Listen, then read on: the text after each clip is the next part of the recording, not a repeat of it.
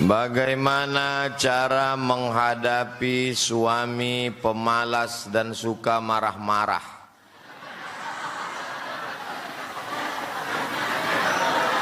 Kok bisa ibu nikah sama dia?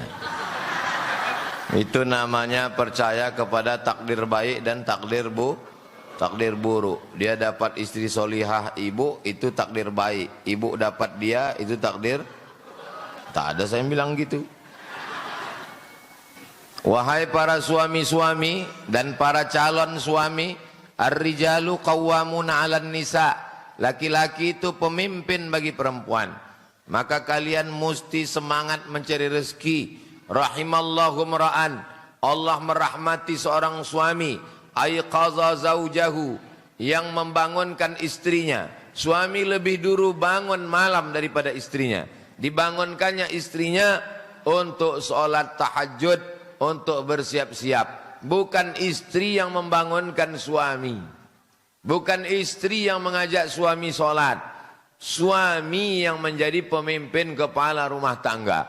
Ya ayyuhalladzina amanu, hai suami-suami, hai laki-laki, qu anfusakum, jaga dirimu, wa ahlikum, istrimu, nara, dari api neraka. Laki-laki dikasih harta warisan 2 kali bagian perempuan.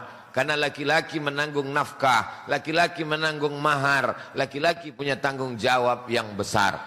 Kalian anak laki-laki, jangan kalian ikut bapak nih. Jadi kalau udah begini macam mana Pak Ustadz? Maka ibu panggil wali ibu. Wali ibu ada 6. Ayah, atuk, abang, adik, abang ayah, adik ayah. Panggil wali yang 6 nih. Syukur-syukur kalau di antara wali itu ada polisi, ada tentara. Suruh orang itu bawa pistol. Nah, baru bangunkan laki yang malas-malas marah-marah tadi. Nah, dudukkan dia. Laki malas pemarah. Apa mau kau? Nah, suruh dia tanya apa. Berubah. Jangan ibu hadapi sendiri. Kalian wahai perempuan, jangan menghadapi suami sendirian. Kalau dia bilang kau jangan mengadu ke keluargamu, ini kita, jangan ada intervensi orang lain. Dia mau melemahkanmu. Kau menjaga anak, mengandung, menyusui, mencari nafkah, menghadapi dia marah-marah lagi, menghadapi dia malas lagi, stres nanti ibu lama-lama. Betul bu? Tengok. Kalian perempuan dimuliakan Allah. Kalian tidak ada kewajiban apa-apa. Yang memasak, yang menyiapkan makanan, yang mencucikan pakaian, itu mestinya suami kalian. Kalau dia kaya, disiapkannya pembantu untuk memasak, disiapkannya pembantu untuk mencuci. Menyusukan anak pun tidak kewajiban kalian. Di zaman Nabi, perempuan itu tidak menyusukan anak. Ada perempuan yang khusus dibayar oleh suami untuk menyusukan anak. Makanya Nabi Muhammad SAW, ibu susunya yang pertama Suwaibah al-Aslamiyah, yang kedua Halimatus Sa'diyah. Laki-laki di Indonesia bukan main beruntung luar biasa. Anaknya disusukan istrinya. Ada istrinya tak ada air susu, disusukan kambing. Suami punya tanggung jawab yang besar di hadapan Allah Subhanahu wa taala. Kullukum ra'in. Setiap kalian laki-laki adalah pemimpin. Wa kullukum mas'ulun an ra'iyatih. Kalian akan diminta tanggung jawab di hadapan Allah Subhanahu wa taala. Jadi tak bisa sekedar nyanyi-nyanyi. Ini sekarang banyak kalau ngadu ke Ustadz, Ustadz, suami saya marah-marah. Ibu nyanyi aja, abang jangan marah-marah. Nanti abang cepat mati. Tak bisa, mesti ada tindakan hukum. Makanya untuk menyelamatkan perempuan Indonesia dari suami yang semena-mena, selesai akad nikah, seorang istri disuruh membaca sirat ta'liq.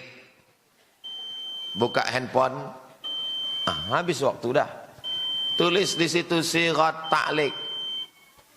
Ini perempuan ini kalau tak diingatkan dia tak tahu ini. Dulu waktu lakinya membaca sirat ta'liq, dia asik berfoto aja. Kik. Buka balik sirat ta'liq itu. Yang dibaca suamimu dulu habis akad nikah. Sirat ta'liq. Udah nampak? Sirat ta'liq nanti print, tempel di pintu kamar dia besar-besar. Nih bunyi sirat ta'liq. Kalau dia meninggal, saya meninggalkan selama 2 tahun berturut-turut. 2, tidak memberi nafkah wajib 3 bulan. Nih, malas cari nafkah, tak ada duit, mengamuk-ngamuk. 3 bulan tak kau kasih dia nafkah, Pak. 3, menyakiti badan jasmani. 4, membiarkan, tidak memperdulikan. Ditinggalkannya kalian 2 tahun. 3 bulan tak dikasihnya nafkah, menyakiti jasmani, membiarkan, maka kalian perempuan pergi ke hakim, maka hakim menjatuhkan talak 1, jatuhlah kepadanya. Ini kompilasi hukum Islam Indonesia untuk menjaga perempuan dari laki yang malas dan suka mengamuk-ngamuk tadi. Jelas laki-laki malas suka mengamuk? Bagaimana pendapat Ustadz ikut lomba, hadiahnya pakai uang pendaftaran. Kita 10 nih, 10 peserta, daftar 100.000, 100. Berapa terkumpul? Terkumpul 1 juta. Habis itu kami pun dikasih pancing, memancing ikan dalam kolam. Ikannya kenyang semua. Udahlah kenyang 1 ekor pula tuh. Dari jam 8 pagi sampai jam 8 malam. Di kulum-kulumnya aja cacing tuh. Sampai akhirnya tersangkut juga. Yang dapat cuma 1 orang. Akhirnya diumumkan 8 malam. Pemenang juara pancing, Bapak Abdul Somad. Menang saya. Berapa saya dapat untung? 900.000, karena saya bayar pendaftaran 100. Maka itu adalah judi, duit judi. Jadi kalau mau duit pendaftaran itu untuk operasional, untuk makan, untuk tenda, untuk sewa sound, untuk yang lain-lain. Hadiahnya pakai sponsor. Itu kalau mau keluar dari judi. Saya bukan melarang buat perayaan, silakan. Tapi jangan itu dijadikan sebagai hadiah karena terjerumus dalam judi. Jelas? Yang lalu-lalu apa boleh buat? Mudah-mudahan Allah mengampuni. Yang akan datang 17 Agustus menyambut tahun baru, Maulid Nabi, Isra Mi'raj, hadiahnya dari sponsor-sponsor. Banyak nih sponsor-sponsor ini, macam-macam. Dari keripik, dari kerupuk. Umpama ada satu yayasan atau masjid atau anak yatim atau duafa membutuhkan dana, sementara di tempat lain orang tua kita juga membutuhkan uluran tangan. Kemana sebaiknya kita dulukan, Pak Ustadz? Yang pertama, mana yang paling membutuhkan itu dulu. Yang ini lapar, tapi dia masih biasa bilang lapar. Yang ini lapar juga, tapi lapar betul, tak sampai ke ujung. Lap. Ini dulu. Karena ini parah, ini tak sampai 2 jam lagi meninggal. Kalau ini masih bisa bilang pisang Pak, pisang. Kalau ini tak boleh, pis angkat sini dulu. Mana yang paling membutuhkan? 2, wal jarizil qurba wal jaril junubi. Yang ini jar tetangga, kurba dan kerabat. Tetangga sekaligus kerabat. Yang ini tetangga saja, tidak kerabat. Yang ini dulu kan, tetangga dengan kerabat. As-sadaqatu 'alal fuqara shadaqah. Was-sadaqatu 'alal qurba shadaqatun wasilah. Sedekah untuk orang miskin nilainya cuma 1, sedekah. Tapi sedekah kepada kerabat yang miskin nilainya 2, sedekah dan silaturahim. Tapi biasanya orang kalau ada keluarga, ada orang lain, siapa duluan ditolongnya? Keluarga apa orang lain? Orang lain. Kenapa orang lebih mau membantu orang lain? Karena kalau membantu orang lain itu nama harum semerbak. Bapak itu baik. Tapi kalau keluarga dikasih 10.000 lah. Maka ini ada skala prioritas. Tinggal di Pekanbaru, kampung di jauh di mata. Ada kawan yang susah, ada fakir miskin, pakai skala prioritas. Duit berapa? 100.000. Yang ini 30.000, yang ini 50.000, yang ini 20.000. Semuanya dapat insyaallah. Rezeki dari Allah. Allah akan ganti. Wa ma tunfiqu min khairin ya'lamullah. Apapun yang kau kasih, Allah tahu. Wa ma tunfiqu min khairin yuwaffa ilaikum. Yang kau berikan untuk agama Allah, saudaramu, Allah akan ganti insyaallah. Apa doa Nabi? Apa doa malaikat untuk orang yang bersedekah? Allahumma ati munfiqan khalafa. Orang yang bersedekah kasihlah dia ganti ya Allah. Orang yang pelit Pak Ustadz didoakan malaikat juga. Apa kata malaikat? Allahumma ati mumsikan talafa. Orang yang pelit binasakanlah dia ya Allah. Hati-hati. Yang pelit-pelit nanti balik dari sini pertama selop hilang. Habis itu helm hilang. Habis itu lama-lama laki hilang. Assalamualaikum warahmatullahi wabarakatuh Pak Ustadz. Waalaikumsalam warahmatullahi wabarakatuh. Di mana letaknya ilmu? Ada yang membilang di sini. Ada yang bilang di sini. Ikhtilaf mereka. Katanya di sini. Dalil yang mengatakan di sini, afala ta'qilun, afala yatadabbarun al-Quran, am ala qulubin aqfaluha. Kenapa mereka tidak memikirkan Quran? Apakah hatinya terkunci? Kalau begitu berpikir itu di sini. Kalau satu lagi enggak, berpikir itu di sini kata dia.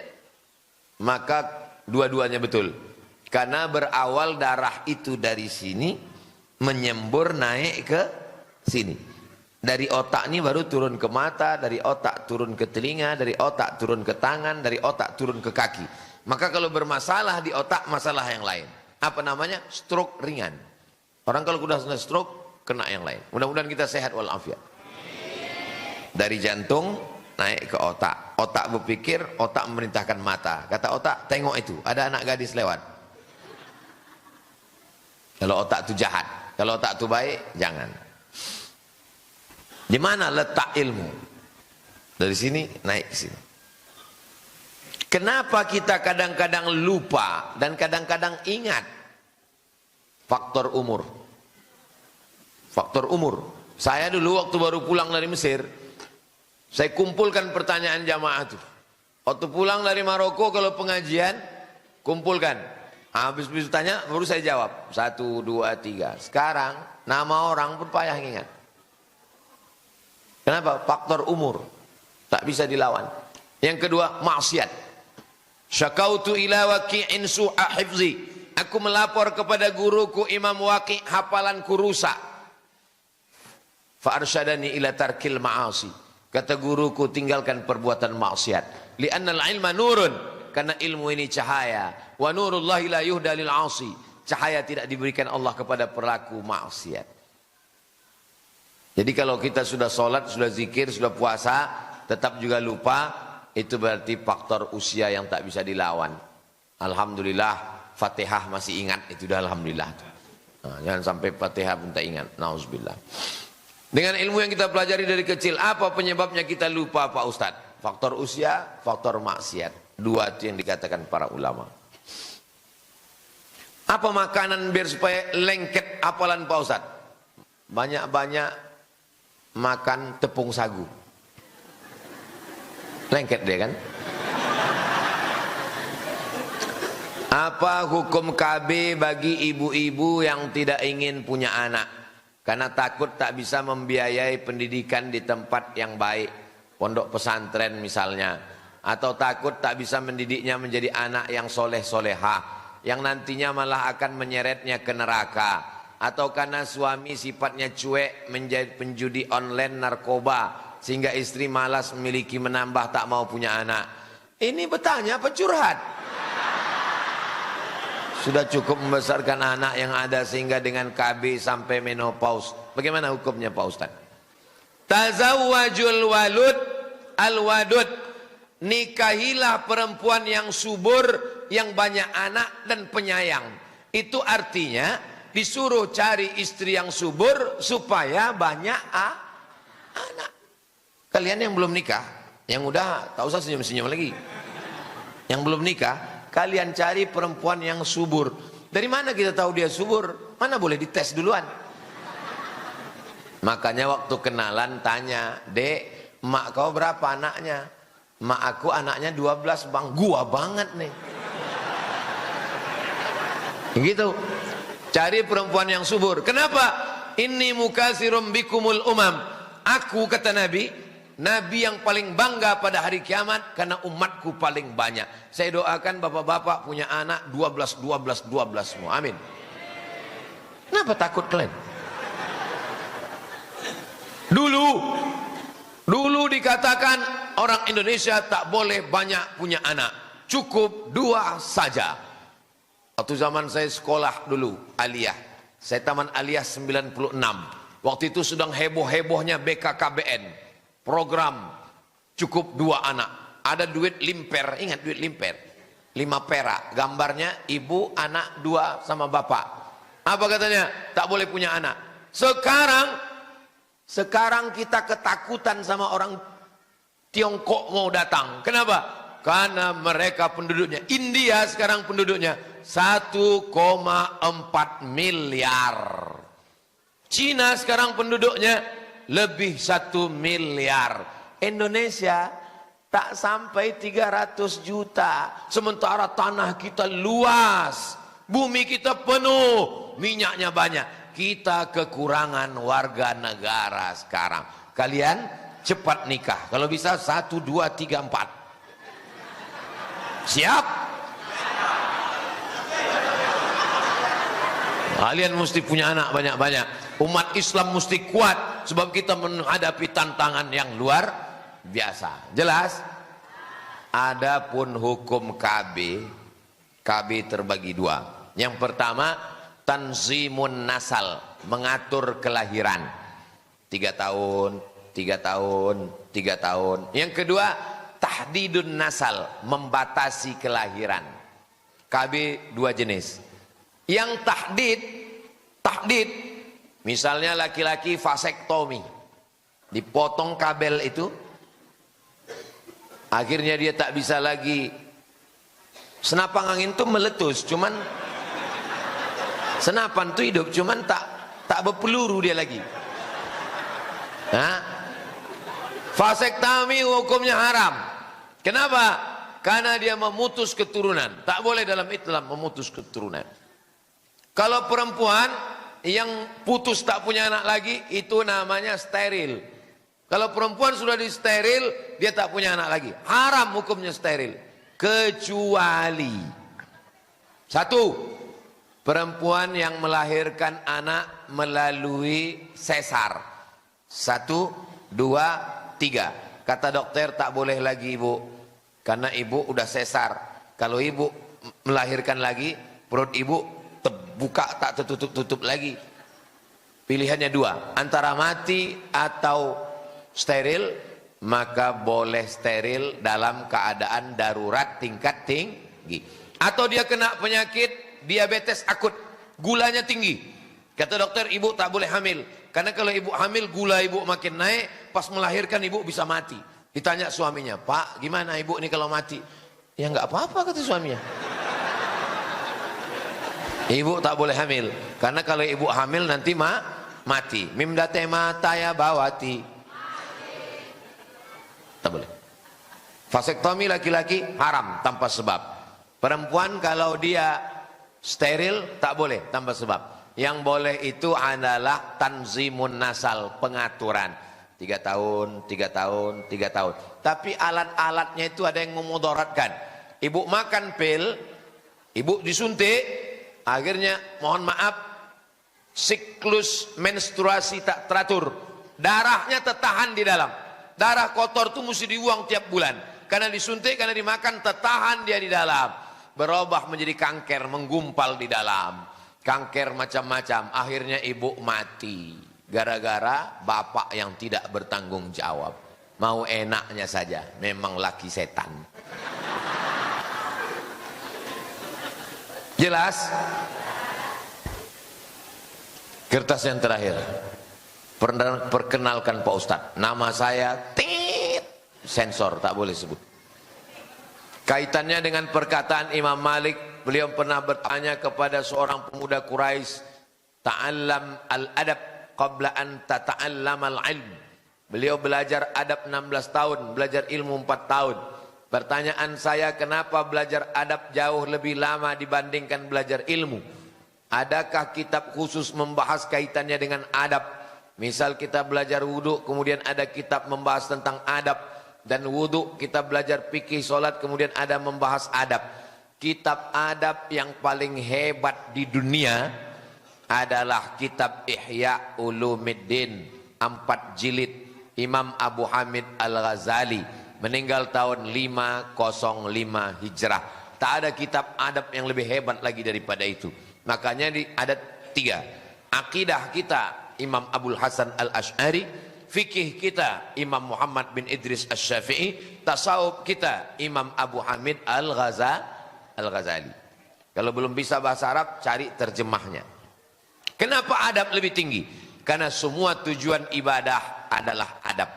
Salat, inna salata tanha anil fahsya, adab. Kalau salatmu benar, betul, kau selamat dari fahsya dan mungkar. Mungkar, judi, khamar. Fahsya, perbuatan yang terkait dengan seksual. Puasa, puasa tujuannya adalah adab. Ya ayyuhalladzina amanu kutiba alaikumusiyam kama kutiba alal ladzina min qablikum la'allakum takut kepada Allah, adab. Haji, faman farada fihinnal hajja fala rafasa wala fusuqa wala jidal. Jangan rafas, jangan jahat seksual. Wala fusuk, jangan jahat secara non seksual. Wala jidal, jangan jahat lidah kasar, cakap, sumpah serapah, caci maki. Semuanya adab, adab, adab. Iman, Islam, puncaknya adalah ihsan. Datang Jibril bertanya kepada Nabi, akhbirni anil iman. Antu'mina billah wa malaikatihi wa kutubihi wa rusulihi wal yaumil akhir wa bil qadari khairihi wa syarrihi. Akhbirni anil Islam. Anta syahada an la ilaha illallah wa anna muhammadar rasulullah wa tuqima shalah wa tu'tiya zakah wa tusamura wa tasuma ramadan wa tahujjal baita in istata'ta ilaihi sabila. Tapi ada puncaknya lagi, ihsan. Apa itu ihsan? Adab. Anta abudallaha ka'annaka tarah. Kau beribadah seakan-akan kau tengok Allah. Fa illam takun tarahu fa innahu yaraka. Kalau kau tak bisa melihat Allah, rasakanlah bahwa engkau dilihat oleh Allah. Merasa dilihat Allah adalah puncaknya ihsan. Itu adalah adab.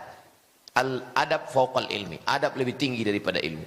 Saya lebih suka orang yang ilmunya biasa-biasa saja beradab daripada orang banyak hafal ayat, banyak hafal hadis tapi kurang ajar. Kalau cerita masalah ilmu, yang paling tinggi ilmunya adalah iblis. Iblis lebih tinggi daripada malaikat. Wa iz qulna lil malaikati isjudu li Adam fasajadu illa iblis. Iblis itu selevel dengan malaikat. Malaikat pun berguru kepada dia saking tingginya. Tapi ketika disuruh bersujud pada Adam, melawan Allah, kena di pasal adab. Iblis tidak pernah syirik. Mana ada pernah cerita iblis syirik? Siapa yang mau menggoda iblis? Iblis digoda setan. Mana mempan? Anak buah dia semua. Iblis itu kena pasalnya di adab. Melawan perintah Allah, tak mau bersujud kepada Adam. Ditanya Allah, ma mana'aka alla tasjuda li Adam iz amartuk? Kenapa kau tak mau sujud kepada Adam? Apa kata iblis? Khalaqtani min nar. Aku kau ciptakan dari api. Wa khalaqtahu min tin. Dia dari tanah. Ana khairum minhu. I am better than him. Aku lebih mulia daripada dia. Kenanya di adab. Jadi kalau ada orang ilmunya banyak, lalu dia katakan aku lebih mulia dari dia, berarti dia titisan iblis. Mudah-mudahan kita semuanya berilmu dan beradab insyaallah. Anak-anak kita semuanya baik akidahnya, baik ibadahnya, baik akhlaknya insyaallah. Suami-suami yang tadi yang malas-malas, yang marah-marah, insyaallah berubah menjadi suami yang soleh-soleh semua. Suami yang sholatnya di masjid, suami yang soleh. Suami yang sholatnya di rumah, suami solehah. Ala hazihin niyah, untuk niat yang baik-baik. Al-Fatihah. A'udzubillahi minasyaitonirrajim. Bismillahirrahmanirrahim. Alhamdulillahirabbil alamin.